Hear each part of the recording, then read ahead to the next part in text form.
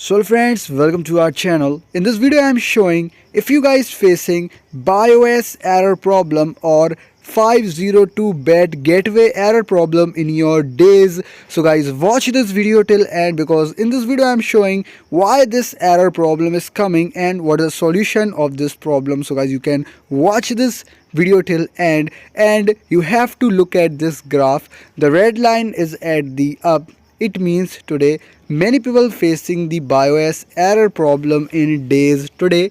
So guys, the Dayz servers is down right now and it may take some time to fix. The Dayz team working on fixing the servers off.